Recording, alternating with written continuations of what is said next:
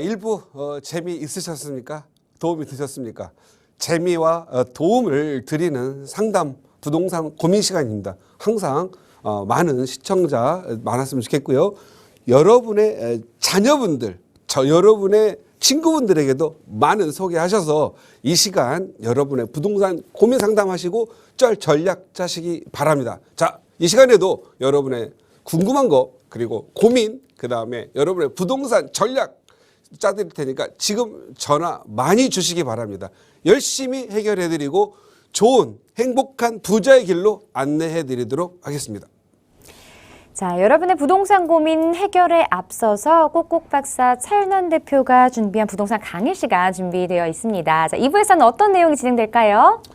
네, 부동산 가격이 2022년 작년 들어서 완전히 꼬꾸라졌습니다. 골이 깊으면 산도 높겠죠. 그래서 이 꼬꾸라지고 바닥진 시장이 언제인지 그리고 이제 가격이 오르면 언제부터인지 여러분들 많이 궁금하실 겁니다. 그래서 오늘은 제목을 이제는 다시 서울부터 투자하라.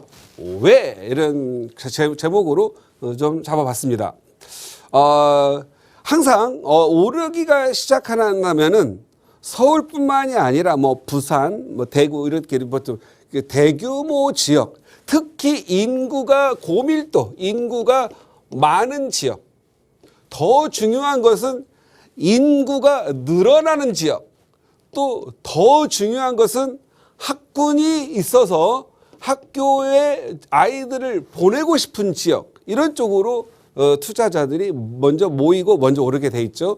그렇다고 한다면 지금 우리가 이 과거를 또 이제 뒤집어 봐야 되겠죠. 과거에 가장 가격이 많이 먼저 올랐던 데가 어디죠? 누가 뭐라고 하더라도 강남 오르고 그 다음에 마용성 오르고 서울의 주요 지역 오르고 그 다음에 수도권 오르고 그 다음에 지방 오르고 이제 기타 호재에 따라서 기타 지역도 올랐죠. 그런데 부동산 가격이라는 게 이렇게 좀 갑자기 많이 오르는 원인이 있었을 거 아니겠습니까? 가장 계산으로서는 그 원인은 소득 주도의 소득 주도의 성장을 하다 보니까 돈을 많이 풀었죠. 일단 돈을 많이 풀었어요. 그리고 돈을 많이 풀기 위해서 갖다 써야 되니까 어떻게 해야 되죠? 금리가 제로 금리였죠. 제로 베이스 0%, 0.25%까지 내려갔었던 거죠. 그래서 금리가 낮았으니까 이 돈을 어떤 소득을 많이 만들어서 좋아하다 보니까 가계가 어느 정도 이자 지불 능력도 되고 하니까 소비로 좀 갔으면 하는 그런 부분이었는데 경제 활성화 부분보다도 부동산 가격이 급격히 올랐죠. 왜? 금리가 싸니까 차라리 내가 가장 이런 기회에 서울에 한번 주요 도시에 한번 내 집 한번 마련해 보자. 나의 이 낡은 집에서 새 집 한번 살아보자 해서 대출을 많이 활용을 해서 이제 아파트 시장으로 들어왔던 거죠. 그래서 부동산이라고 하는 것은 수요와 공급에 의해서 가격이 결정이 되는 부분인데 갑자기 공급은 없는 게 아니고 오히려 대도시에 있는 재개발, 재건축을 안전진단을 고강도로 강화시키고 그리고 그나마 있던 재개발 구역마저 해제를 해버렸죠, 과거에. 그래서 지난 2012년에서 2019년 동안, 거의 20년 동안 고강도의 재건축 규제 그리고 재개발 진행하고 있는 부분들에 대해서 해제를 해서 구주택, 빌라나 노후주거주택이 없어져서 새로운 아파트 25만 세대를 만들어지려고 할 뻔했던 것들을 다 해제를 시켜버렸죠. 서울시가 한 거예요. 그래서 이제 오세훈 시장은 바뀌면서 다시 공급 정책으로 바뀐 거죠. 그렇다면 수요는 지금 현재 이 자금을 많이 풀어서 수요는 늘어났단 말이에요. 수요가 늘어나면 당연히 가격이 오르겠죠. 살 사람이 둘이고 팔 사람이 하나이면 가격이 오르죠. 살 사람 하나이고 팔 사람 하나이면 가격이 서로 보합세를 유지하고요. 그런데 팔 사람이 둘이고 살 사람이 하나도 안 돼요. 가격이 폭락이죠. 그래서 가격이 많이 오르니까 공급은 안 되니까 어떻게 해요? 가격을 못 오르게 규제를 했어요. 규제. 그래서 조정지역이다. 대출 규제다. 양도세 중과세다. 그 다음에 종부세 중과세다. 규제만 했어요. 공급은 하진 못하고. 그러다 보니까 규제가 없는 지역으로 싹 피했죠. 우리는 두 발 생각을 가진 동물이잖아요. 그래서 돈 되는 지역으로 가죠. 그래서 강남, 서울, 마용성, 서울 주요 지역 가다가 서울 다 규제 들어가니까 이제 수도권으로 가게 되죠. 수도권에 뭐야 이거 서울 규제를 못하니까 돈이 쏠림 현상이 있겠죠. 투자자들이. 그래서 생각지도 않게 수도권으로 갔더니 가만히 있던 집이 그냥 수요가 늘어난 거예요. 그래서 수요가 마구 늘어나면서 가격이 또 수도권이 많이 올랐죠. 수도권 오르다 보니까 이제 저쪽에 파주, 앙주, 금정, 평택 이런 데까지도 이게 지방으로 또 내려간 겁니다. 그래서 지방 멀쩡하게 있는데 수요는 증가하지 않았는데 투자 수요가 또 나타나는 거죠. 그래서 가격이 폴짝 올라가 가지고 가격이 올랐죠. 그러다 보니까 비정상적 가격 상승이 일어나죠. 팔려고 하는 사람은 팔 수가 없죠. 고강도의 양도세 중과세라는 부분들 때문에 이번 기회에 가격 올랐으니까 팔려고 했더니 양도세 중과세가 너는 다주택자야 80%, 너는 이주택자야 70% 이러다 보니까 팔 수가 없는 거죠. 그러다 보니 이게 결국은 시장에 팔 수 있는 사람은 못 파니까 자동적으로 자전 거래를 통해서 일어날 수 있는 공급이 줄어들고 신규 아파트는 없고 그러다 이렇게 된 거죠. 그러다 보니까 규제로 해서 가격을 이렇게 서로 백업 시켰죠. 그래서 가격을 떨어뜨리는 거죠. 그래서 고강도 규제로 가격을 떨어뜨렸어요. 그러다 보니 결정적으로 뭐가 돼요? 부동산 경제가 완전히 파괴가 됐죠. 거래가 없죠. 거래가 없으니까 어떻게 해요? 지자체에서 취득세 받아가지고 세수 받아서 돈을 써야 되는 쓸 수가 없고 또 정부에서 세수가 들어오는 게 없고 또 이 단지 팔고 사고 이런 데서 세수 들어오는 게 중요한 게 아니고 공인중개사님들 소득도 신고도 해서 거기에서 거래에서 나오는 세금, 소득세 그다음에 또 거기에 또 도배장판 해야 되고 또 이삿짐 해야 되고 또 거기에 인부들 들어가야 되고 또 건물 지어가지고 하는 인부 이런 전체적인 경제가 흐름이 맥이 다 끊어졌죠. 그러니까 서민 경제가 너무 어려워졌죠. 그러다 보니까 이 전체가 무너지기 시작한 거죠. 그래서 서울에서 수도권, 수도권에서 지방, 기타 지역 이렇게 전체적으로 규제가 무너지다 보니 안 되겠다. 그래서 이제 이 규제대로 놔뒀더니 먼저 가격이 떨어진 데가 어디예요? 지방 먼저 떨어져요. 그 다음에 수도권 떨어져요. 그 다음에 서울 떨어져요. 서울 막 떨어져가지고 고가주택들은 거의 1년 사이에 30% 떨어졌다. 15%에서 서울만 해도 15에서 30% 가격이 폭락이 되고 그래도 거래가 없죠. 왜?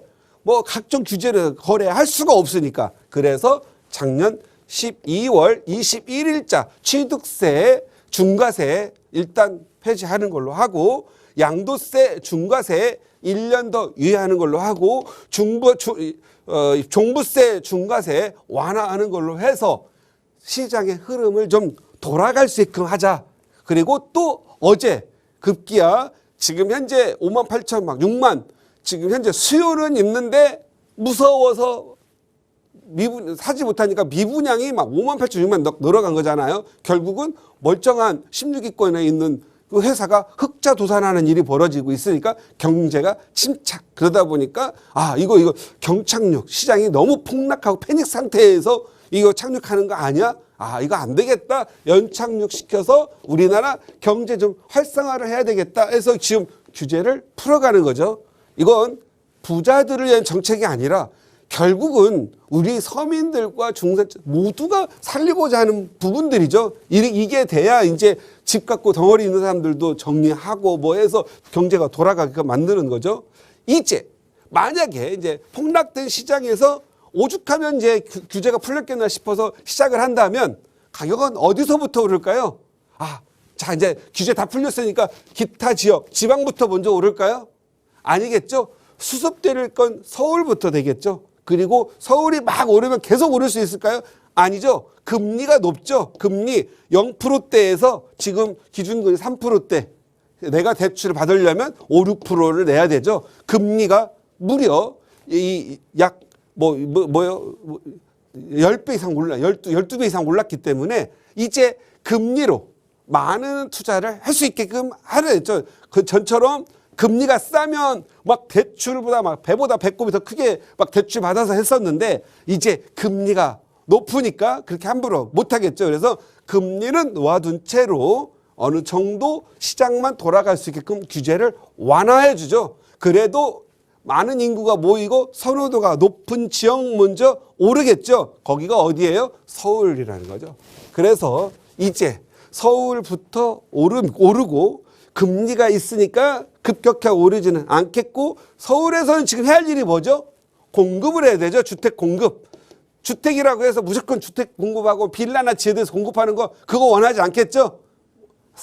세 식구, 네 식구가 살 수 있는 25평, 34평 아파트가 필요하겠죠. 이 아파트의 공급을 해줘야 양질의 주택이 생기면서 주택난이 없어지겠죠. 주택난이 없어지면 어느 정도 부동산 가격이 조정과 보합을 유지하면서 안정화가 들어가겠죠. 그래서 그런 지역을 투자를 해야 되는데 그게 서울부터라는 거죠. 서울의 어디부터? 서울의 재개발부터 해야 되는 거죠. 그래야 양질의 주택이 공급이 되는 곳이니까.